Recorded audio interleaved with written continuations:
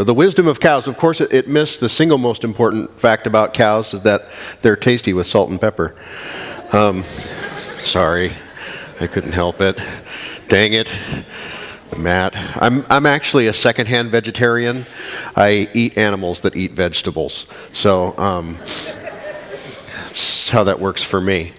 It's kind of funny, the truth of, wisdom from cows, right? I mean, what can cows teach us? But actually, there are a few things, Today we're going to talk about wisdom, and we're going to talk about the different kinds of wisdom. We're going to talk about earthly wisdom, worldly wisdom, and heavenly wisdom.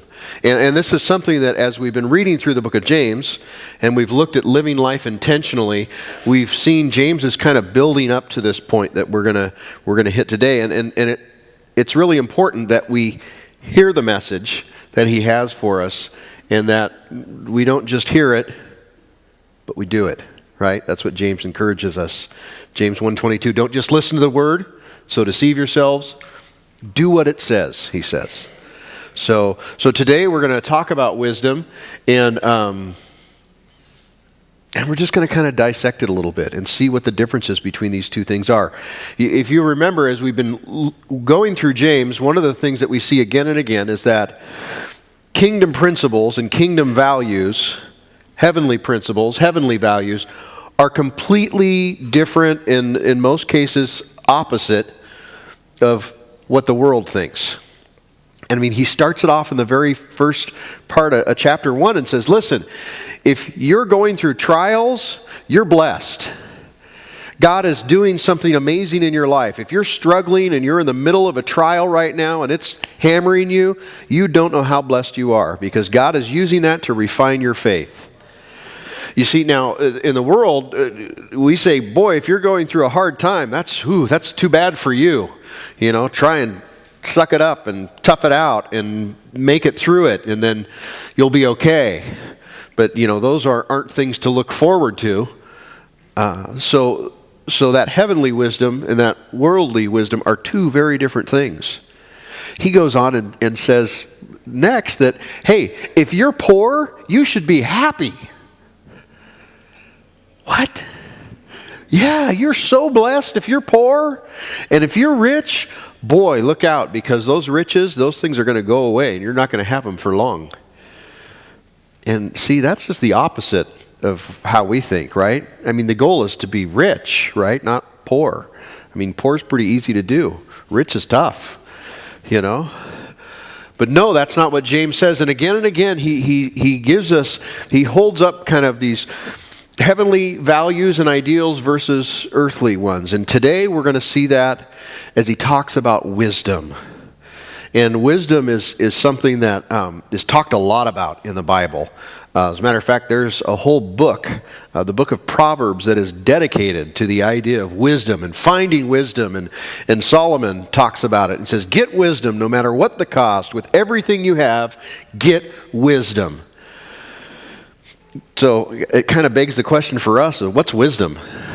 I mean, really, we know about it as this kind of nebulous concept, this kind of thing that's, some people are wise, and we think, does that mean they're smart? Does that mean they know more than other people? And no, what it really has to do with, and what wisdom has to do with, is being able to determine the right thing to do based upon your experience and based upon a lot of external factors is where wisdom comes in.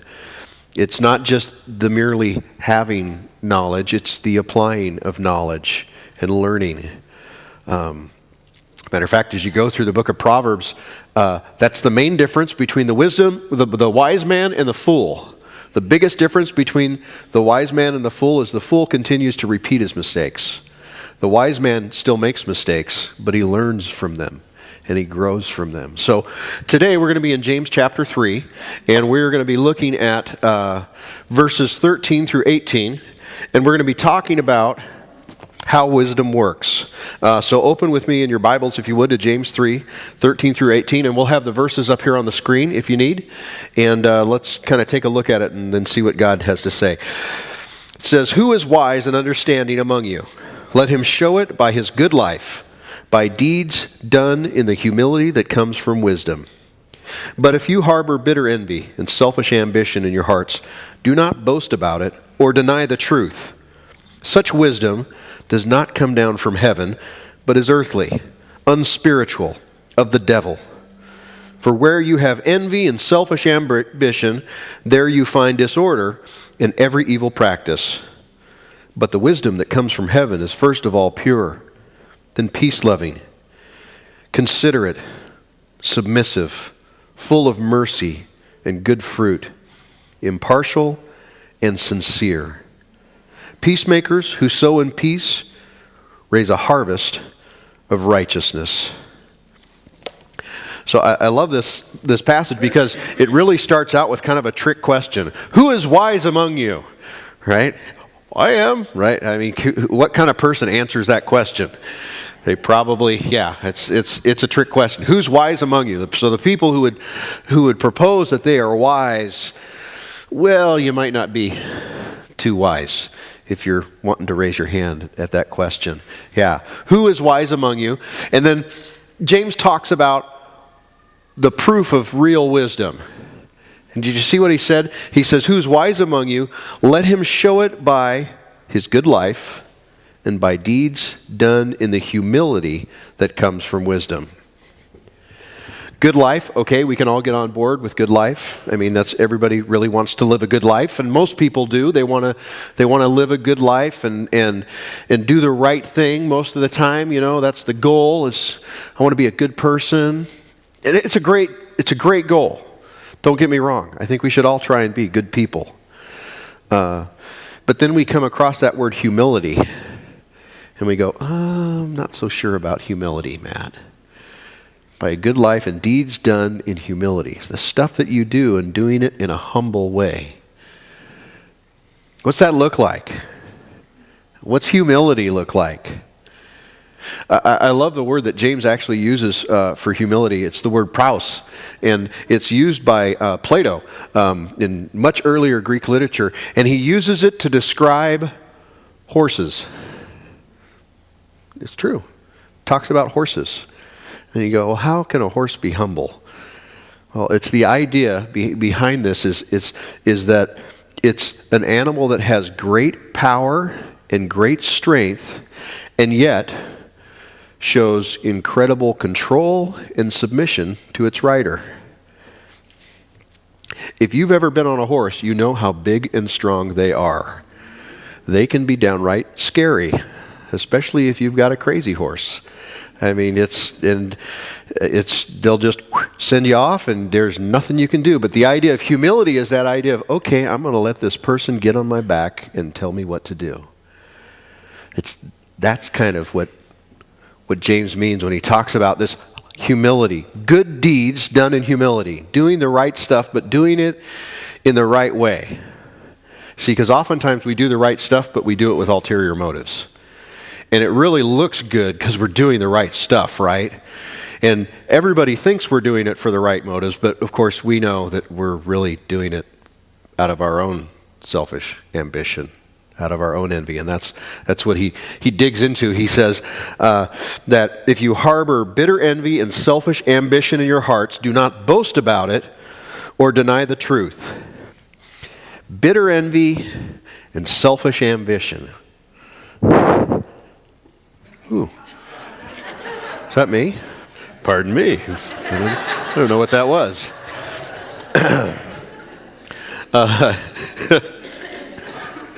Speaking of humility, we're fairly unscripted up here, and you never know what's going to happen. And Chris, if you did that, I'm coming after you.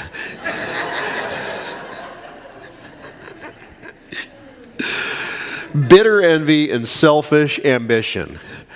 Do we get that? Do we understand what that's about? This is, I love it because it reminds me of little kids. When I was a little kid, my mom would take me to the store and she'd set me in the grocery cart and she'd push me through the store and I'd go, Mom, look at that. I want one. Hey, Mom, look at that. I want one. She said whenever she took me to the store, I got a case of the I want ones.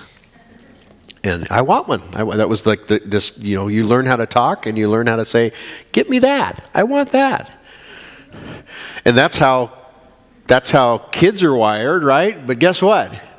That's how we're all wired. It cracks me up. A couple of my friends here don't have TV.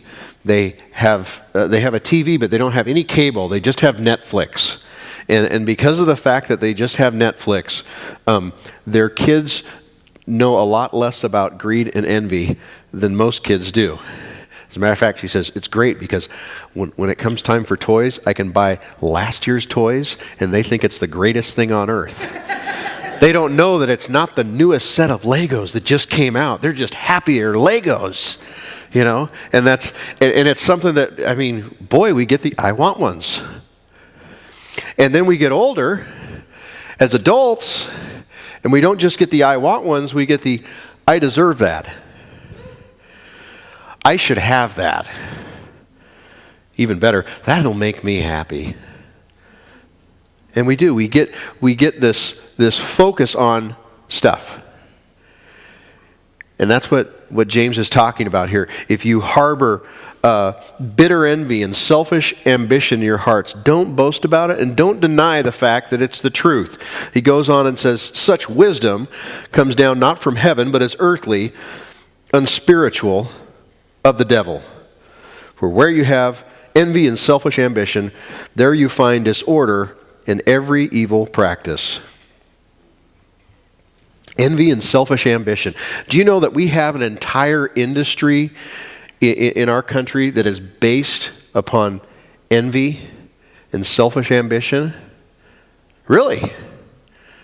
It's the foundation of our economy. It's called credit. Ooh. Yeah, no, credit. Just got really quiet in here. I'm just saying. I think I got you all. That doesn't happen all the time. Average consumer credit debt held on credit cards by American people as of December 2014, over $15,000 per household. That's a lot of money. Now I know some of you are thinking, I don't have any credit cards. I got rid of those. I Dave Ramsey'd. I cut them all up. They're gone now. Or I maxed them out and then cut them up. Yeah. One of the two, right? Okay. Average mortgage debt in the United States, $155,000. Ouch. Okay, I just got some of you who got out of the credit card thing. For the rest of you, average student loan debt. Oh, yeah. Yeah. Hey, I'm with you. I don't want to talk about this one because it's a lot. $32,264. That's the average. Boy, if you look at that for the average American household, that's almost $200,000 in debt. And this is what really kills me. In total, American consumers owe $11.74 trillion. That's just America, the US of A. $11.74 trillion. Now, to me, the hypocrisy of this is just so evident that I got to point it out. We get so upset with our government about running up the national debt, and we just blast on them and say they're so horrible and that it's wrong that we're enslaving our children with all this debt. And we do the same thing. Something about glass houses and rocks. Yeah, 11.74 trillion with a T. That's a lot. And it's an entire industry that's based upon you ought to have this and you deserve this. And you deserve this right now. So we'll sell it to you. And then you forget to read all the fine print. It says, we are going to own you for the next 500 years. Because you are never going to pay me off. Minimum monthly payments? Ha. But that's the society that we live in. We're geared that way. And you look at commercials, and we talked about commercials a couple weeks ago, right? I talked about, the primary means of advertising something anymore in our society is sex. Sex sells really well. And as a matter of fact, Marge and I were watching TV the other night, and it was so funny. It was a commercial for a bathroom faucet. And somehow they interjected sex into that whole thing. I'm not sure how that works. It's a bathroom faucet. It's where you brush your teeth, right? And it was, you got to be kidding me. But no, bathroom faucets, those are sexy. But, that's the society that we live in just pounds away at us that we've got to have bigger stuff, better stuff. And the truth of the matter is we've bought into it. Don't you think we should be a little different? As followers of Jesus Christ, don't you think our kind of wisdom ought to look a little different than the world's kind of wisdom? But we're up to our necks in it too. So what's heavenly wisdom look like? Well, I'm glad you asked. He talks about it in verse 17. He says, "But wisdom that comes from heaven is first of all pure, then peace-loving, considerate, submissive, full of mercy and good fruit, impartial and sincere.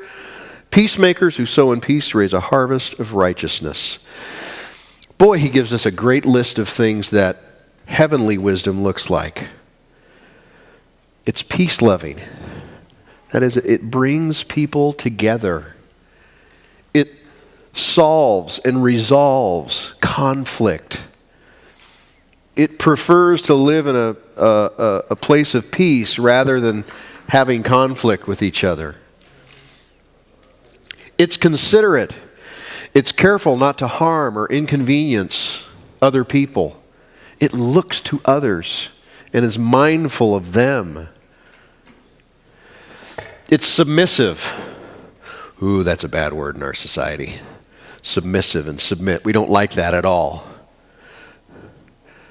But it's a very biblical concept. Being submissive.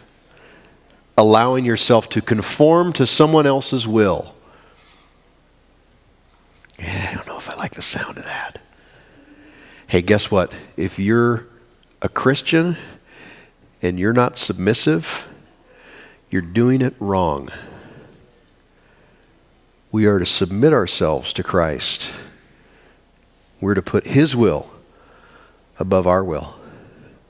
His desires and His wants above ours, and submit to Him.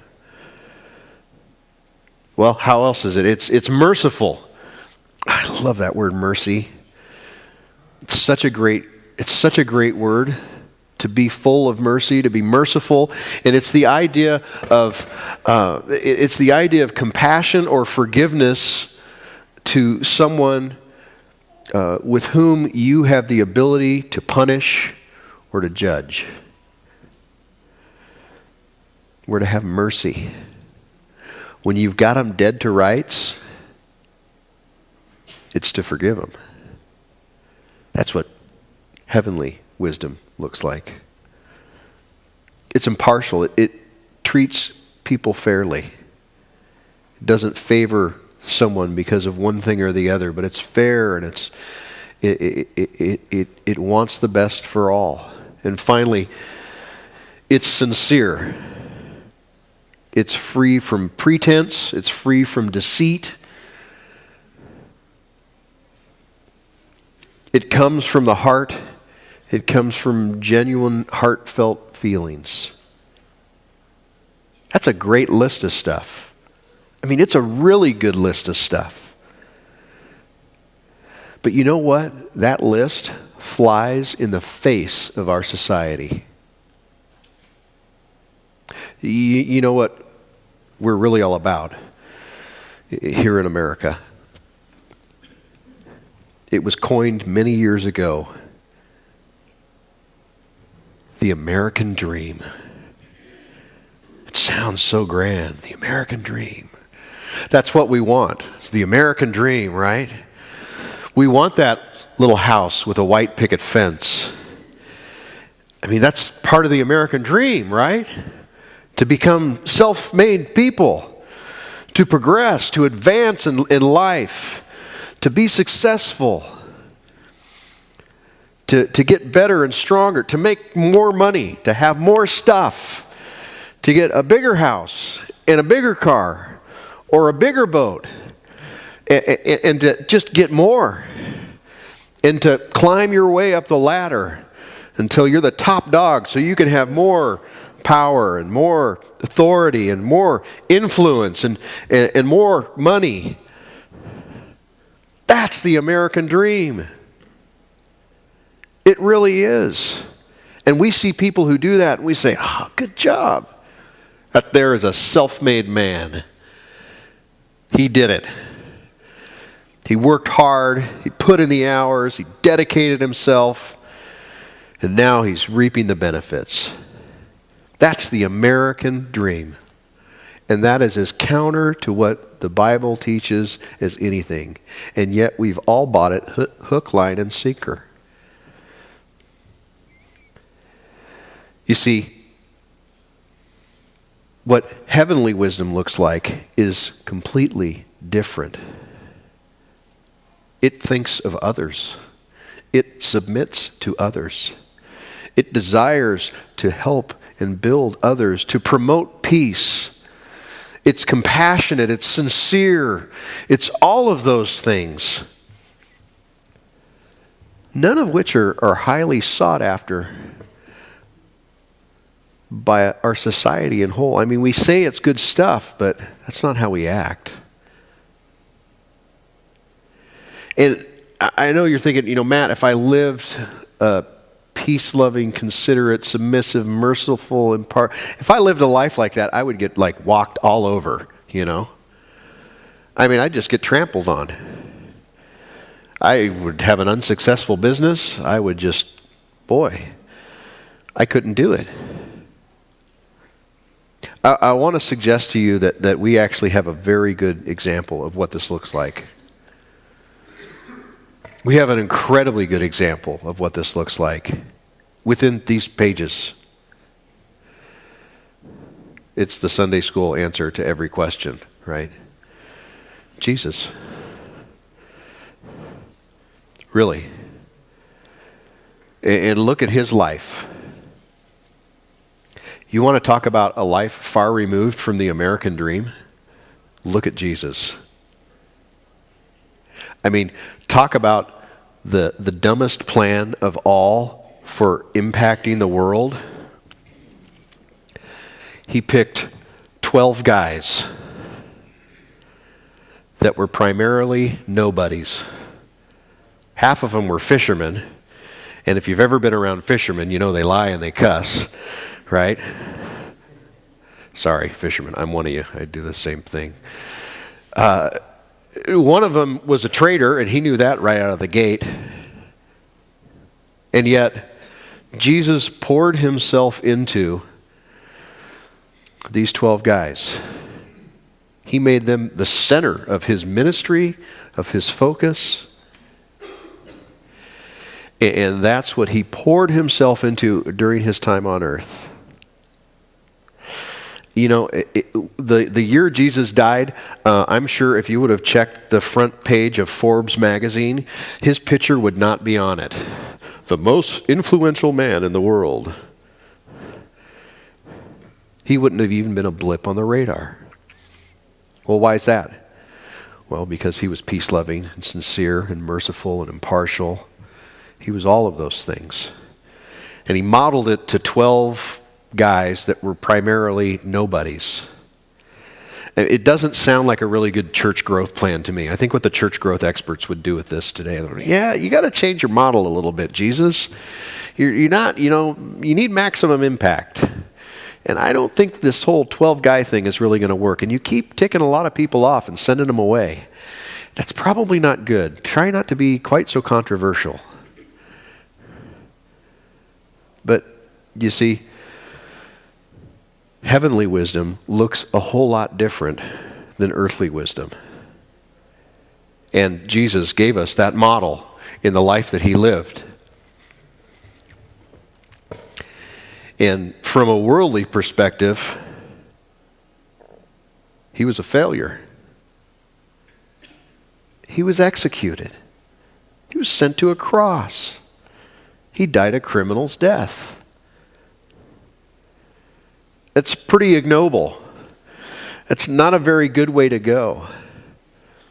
Why would he live a life like that? Well, because he had heavenly wisdom.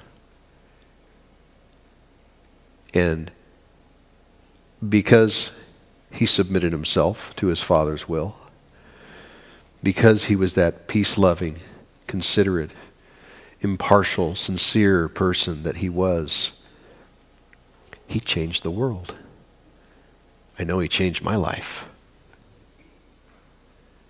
And he brought me from a person that really relied on that earthly wisdom and has become a person that, boy, I try for that heavenly stuff. I don't always get it. I get in the way sometimes.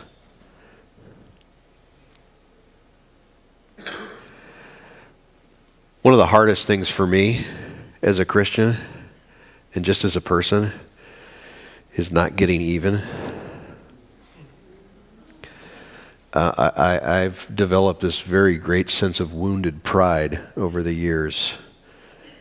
And you know, before I was a Christian, that was something I was really, really good at.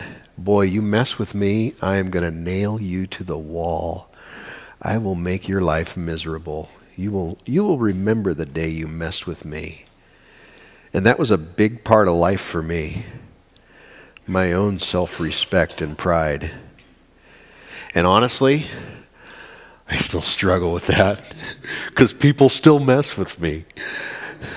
And they mess with me, and my first thought is, okay, I know what car they drive. I've got a pocket knife. I can pop their tires really easy. It'll teach them a lesson. I know that's not a very pastoral thought to think, but these are the twisted things that go through my head. I do. We could happen real quick. No, that's not heavenly wisdom. It's great when it's the same person again and again that messes with you, because then you build up all this resentment if you're not careful. And then you really think about how to get them. But that's not what heavenly wisdom looks like. It's peace-loving. It's merciful. It's sincere. It wants God's values and God's kingdom, not our own. And that's, I guess, my challenge to you today as you go throughout your week. That's my homework for you, is I want you to watch and see the things that you do and say. And ask yourself, what kind of wisdom am I using today? Because, see, we make big separations in our lives, especially us guys. We really compartmentalize stuff. And I'm just as bad as everybody else. You know, I work in retail. I have all these vendors who bring product in. And if my vendors don't bring the product in, I get on them. And I go, you got an empty shelf. I need product there. You need to remember something. I'm here doing this job for one reason, to make this company money. And if you've got empty shelves, I'm not making money. So fill your shelf up. Well, that's business, Matt. Yeah. But you know what? That's buying into worldly values. Oh. I'm right there with you. I know it got really quiet this morning. And this is all very convicting, right? I'm not speaking to you. I'm like the person sitting next to you. So, sorry, Rick, you're there kind of by yourself. I got nothing. But honestly and truly, we need to look at how we live our lives. And we need to ask ourselves as we go through our week, you know, Am I being that peace-loving, gentle, merciful, sincere person? Am I following the model that Jesus Christ laid down for me? Or am I just trying to get my own and get ahead in this world because I want this and I deserve this? It's so easy to fall into that. Something that we, as a board, have decided to do this last week, we've had meetings with a small church in the area that really needs a place to worship. They're a group of Swahili-speaking Congolese and Rwandans who are political refugees here in the United States. I met with them last week, and I met with Moses and James. Like two really good names. I met with them, and they need a place where they can do church, and they haven't been able to find a place. And they really wanted to know, could we do church Sunday nights at your church? And I went to the board, and we talked about it. And we said, okay, these are like Congolese refugees, so they're pretty much, they don't have much income at all. They're not going to probably be able to pay their way or help out the way that they should. But you know what? There's a body of believers that wants to meet and glorify Jesus Christ. So shouldn't we make that happen if we can? Yeah.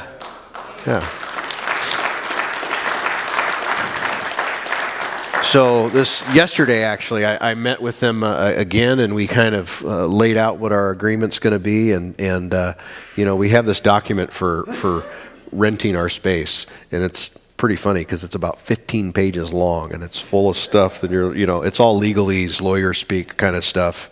It's protecting our assets, is what it is. And I said, okay, guys, listen, we're not too worried about this, all these papers and all this stuff. Here's what you need to know. If you break it, you need to fix it, and you just need to leave the place like you found it, and we'll help you however we can. And they've been so blown away by the fact that I can't believe you'd let us use this church. I said, well, we're not using it Sunday nights. Wouldn't it be great if some other part of the body of Christ could use it? So we're hopefully we're going to have next Sunday, we're going to have a service for them here. And I said something I'd really like to do is we need to have an occasion where both of our churches can get together and come together. I said, they said, we've got a keyboard. I said, yeah, we've got a keyboard. I said, we've got a pair of kungas too that nobody knows how to play. You have kungas that nobody plays them? Yeah. So I think it'd even be fun to have some worship that they lead for us. For those of you who were here for the Ugandan Children's Choir, man, those guys can play. It's pretty crazy. All together, that's the idea, Tom. Absolutely. But it's peace-loving, it's merciful, it's submissive, it's considerate of others. That's how we need to live. That's how we need to live as a church. It's how we need to live as individuals. And we have the perfect model in Jesus Christ. And it's by him and through him that we have received mercy and grace and forgiveness. So what I want to do right now is I want to go to God and I want to talk to him a little bit about this and just kind of apply this in our lives. So would you bow your heads with me, please?